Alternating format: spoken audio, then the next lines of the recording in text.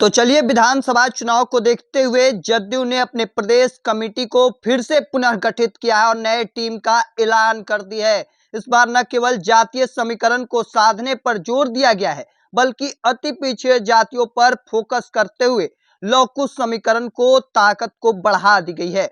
चूंकि कमेटी में समाज के हर वर्ग और हर क्षेत्र को तवज्जो दिया गया है, कमेटी में सभी वर्ग को प्रतिनिधित्व करने का मौका दिया गया है, कोशिश की गई है।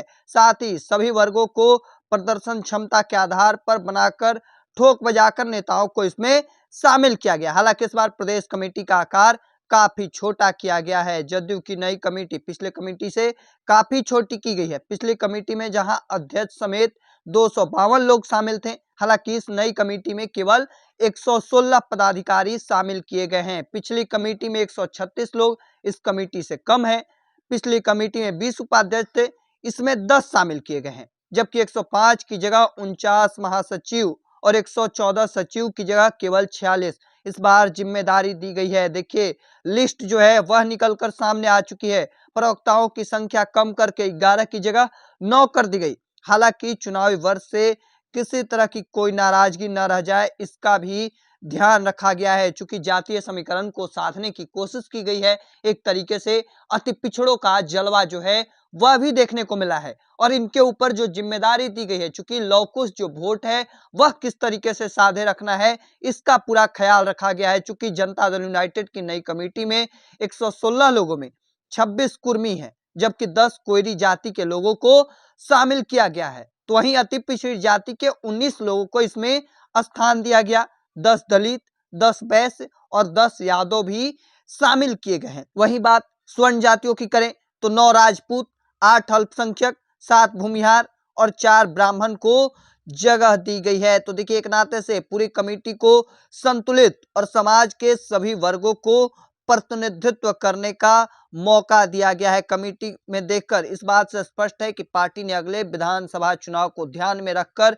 इसकी पूरी तरीके से रूपरेखा तैयार की गई है। तो वहीं कमेटी में रविंद्र सिंह, जिनका चेहरा काफी बढ़ा है और इस बार कद काफी बढ़ा दिया गया, उन्हें वरीय उपाध्यक्ष बनाया गया है। देखिए, देर शाम राष्ट्रीय महासचिव ने इस पद को मनोनयन के लिए अलग से पत्र जारी किया गया है। तो वहीं कई बड़े चेहरे जो हैं वह इस बार नए और ऊंचे स्थान मिले हैं। एकमात्र वे इस पद पर एकमात्र व्यक्ति और साथ ही साथ जो कई बड़े चेहरे हैं जिनका नाम इस बार लिस्ट में नहीं आया है, वह जय कुमार सिंह, डॉक्टर रंजू, गीता, अशोक कुमार, मोहम्मद खुर्शीद, कई बड़े नामचीन चेहरे हैं जिनका इस बार नाम नजर नहीं आया है। तो वहीं महासचिव के पद पर रहे लोक प्रकाश सिंह, अरुण मांझी, खालिद अनवर, नंदकिशोर कुशवाहा, ओम प्रकाश सिंह सेतु और रंजीत झा आदि को भी स्थान इस बार नहीं दिया गया। तो वहीं प्रवक्ताओं को जो नई टीम तैयार की गई है, पिछली बार प्रवक्ता रहे मंजीत सिंह, अजय चौधरी, राहुल शर्मा, सुनील सिंह, अभिषेक झा